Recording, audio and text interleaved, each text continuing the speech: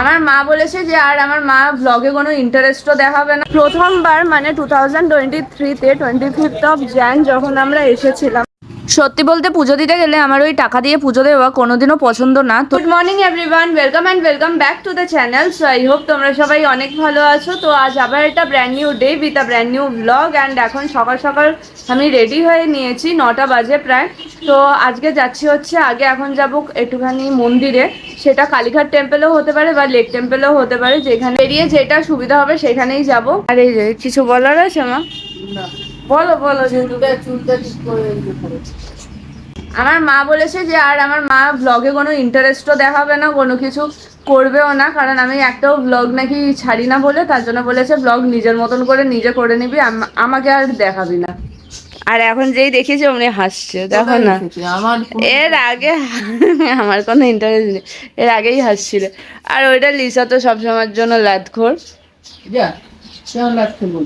ও তো ল্যাদ খেয়েই পড়ে রয়েছে। আর ওকে দেখো, রুমকির যে কি হয়েছে চোখে, মানে এসে আমি দেখাবো। যাই হোক, ভাই ওইখানে ঘুমোচ্ছে, আমি বেরিয়ে যাই তাড়াতাড়ি। Tata tata. হ্যাঁ এসকে দেখো, ওই জন্য অতক্ষণ জেগেছিল। আর এখানেও এসে প্রায় 10 মিনিট ধরে দাঁড়িয়েছিল। আর এদিকে দেখো, আমি ভাবছি আমার সাথে কথা বলছে, কিন্তু না, ও দিদির সাথে কথা বলছিল। আর দিদি পাশেই ছিল, আমি খেয়ালই করিনি। তারপরে এখানে এসে ও আমাকে বললো দিদি আছে। নকুলেশ্বর মন্দির, এটা পরে আসবো। এখানে একবার বাবার দর্শন করে দিয়ে যাই। দাঁড়াতো, আজকে এত তাড়াহুড়োতে বেরিয়েছি যে লিপস্টিকটাও পরতে পারিনি। তার মধ্যে দিদি নিচে ছিল গাড়িতে, সেটাও খেয়াল করিনি। আমি তো নিজের মতন করে চলে আসছিলাম। তারপরে দেখি যে দিদি পেছন দিয়ে ডাকছে। যাই হোক, নকুলেশ্বর মন্দির দর্শন হলো। এবার যাব হচ্ছে খালির দিকে। তো এই দিক দিয়েই যাচ্ছি, এই গেট নাম্বার 1 দিয়ে ঢুকবো একবারে। প্রথমবার মানে 2023-তে 25 যখন আমরা এসেছিলাম, তখন ও যে কি ভয় পাচ্ছিল, কারণ সবাই হাত ধরে টানছিল আমাদের যে চলো বিয়ে করবে, বিয়ে করবে বিয়ে।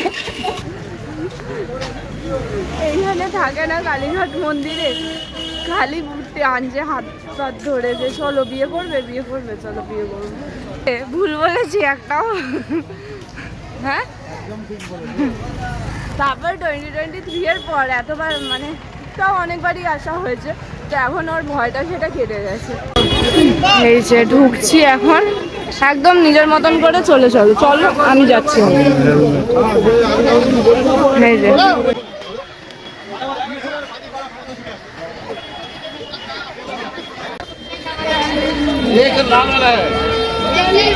আগে যতবারই এসছি না মন্দিরে, সন্ধেবেলাটাই এসছি, তো আজকে সকালে এলাম।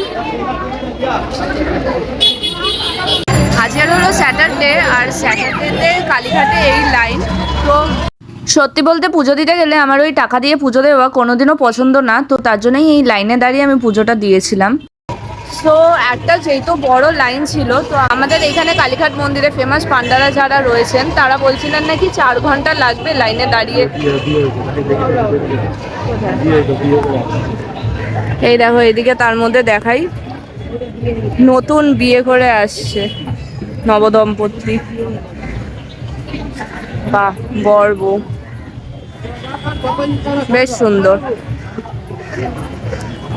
যাই হোক, যেটা বলছিল কি 4 ঘন্টা লাগবে। আমরা গেট নাম্বার 2 এর ঢোকার মুখে, তো ওনাদেরকে বিশেষ করে যদি আমরা ঢুকে যেতাম ওনাদের সাথে, তাহলে আমাদের কতটা কি হতো জানি না, কিন্তু ওনাদের অনেকটাই লাভ হতো। এই যে একদম গেটের মুখে চলে এসেছি।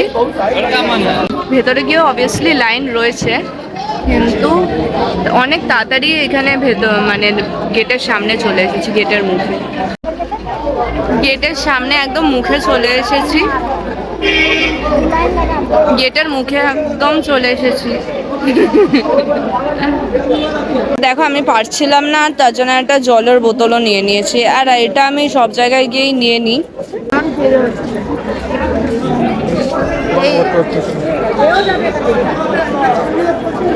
মাঝখান থেকে মানুষ ঢুকে যাচ্ছে।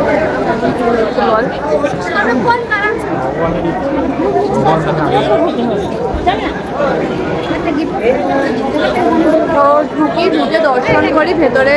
ভেতরে তো তোলার মানে ভিডিও করার রাইটস রয়েছে। আগেরবার যখন আমি সন্ধ্যেবেলা এসেছিলাম তখন তো ছিলই। তো এখনও ভেতরে আগে যাই, গিয়ে তারপরে ব্লগটাকে কন্টিনিউ করছি।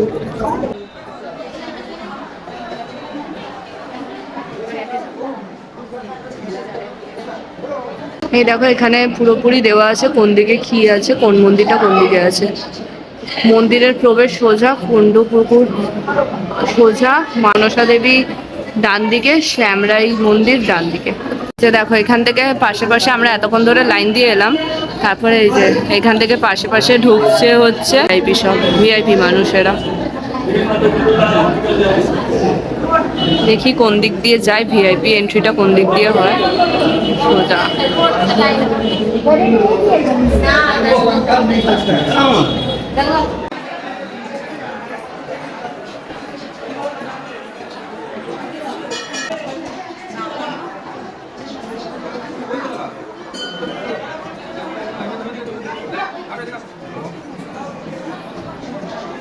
এদিক দিয়ে হচ্ছে।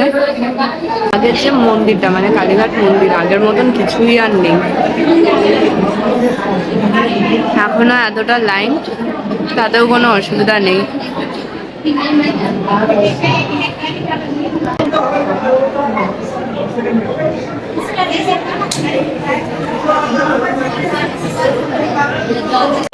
এখন ঠিক বাজে 12:54 আর এই যে মন্দিরের সামনে এসেছি, মানে 11:10 থেকে লাইনে দাঁড়িয়েছি আর এই 12:54 এসে পৌঁছেছি।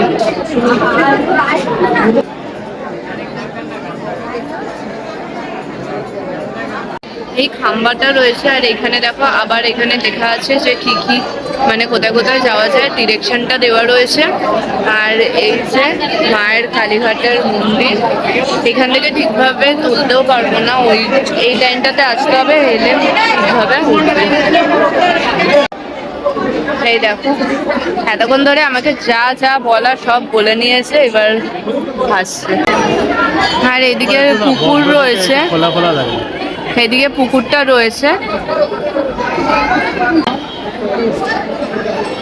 এই দেখো এটা হচ্ছে মন্দিরের চূড়াটা। আর এই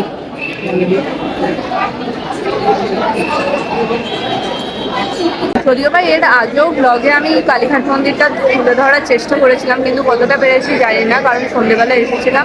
তো আজকে সকাল সকাল এসেছি অ্যান্ড সকালবেলা এখন কিন্তু 1টা বেজে গেছে, বাট মানে আমার ফোনে 1টা অলরেডি বেজে গেছে। 1টার সময় তো শুনছিলাম যে মাকে ভোগ দেওয়া হয়, তো দেখা যাক। এখনও এতটা কিন্তু লাইন রয়েছে, তো সেটা পুরোপুরি গিয়ে তারপরেই ঢুকতে পারবো। এটা হলো মহাদেবের মন্দির।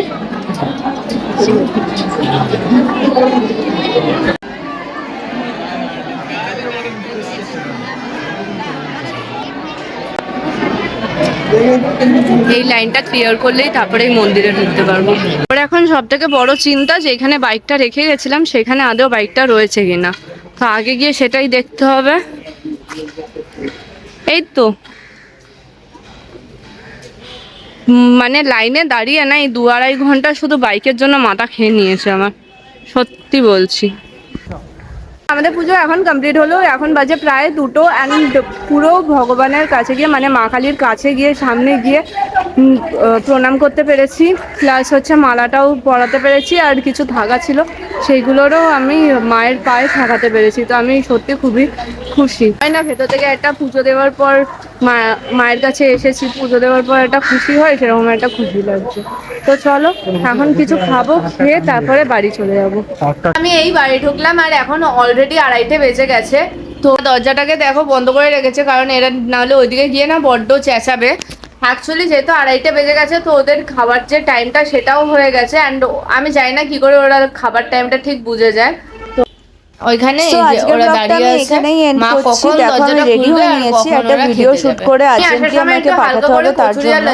তো চলো আবার তোমাদের সাথে দেখা হবে নেক্সট ব্লগে। Till then tata.